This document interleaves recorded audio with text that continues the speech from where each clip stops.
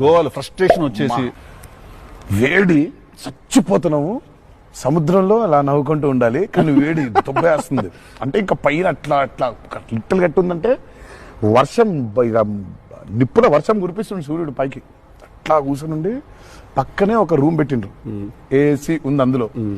శివా పోతా, ఇంకా ఒక్క షాట్ అన్నా పోతా, నేను చచ్చిపోయేలా ఉన్నాను, నేను చచ్చిపో, నాకు ఒక్క సెకండ్ నిజంగా ఇంకా అబ్బాయి ప్రంతి పిల్లలు ఏమైపోయింది, నా జీవితం ఏంది, నేను చచ్చిపోతానా అని అయిపోయింది. ఓకే అన్నారు. ఇక అక్కడే లుంగి ఇట్లా తీసి, అఫ్కోర్స్ షార్ట్స్ ఉన్నాయి, ఆ షార్ట్స్ తో పరిగెత్తిన లోపలికి పరిగెత్తి వెళ్ళి తలుపు అట్లా వేసుకోగానే ఒక్క సెకండ్ చల్లగా ఉండింది.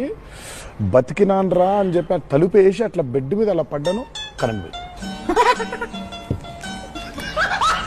సారీ, నీ కష్టం పగవాడికి కూడా రాకూడదు, నీకు కూడా రావద్దు. నిజంగా నాకు కరెంట్ పోయింది. కరెంట్ పోయి నేను ఇంకా ఫోను, అమ్మ కరెంట్ పోయింది, ఇంటి దగ్గర జనరేటర్ లేదా, దరిద్రం చూడు. కరెక్ట్గా ఆ రోజే నిన్న ఆడు జనరేటర్ పాడైపోయింది. ఎందుకు జరుగుతుంది ఇట్లా? ఎందుకు నేనేం పాపం చేశాను? ఇలా జరుగుతుంటే ఒక అరగంట పోయింది, 40 నిమిషాలకి కరెంట్ వచ్చింది. 40 నిమిషాలకి కరెంట్ వచ్చింది, షాట్ రెడీ అన్నారు. All my friends are toxic, all ambitionless, so rude and always negative.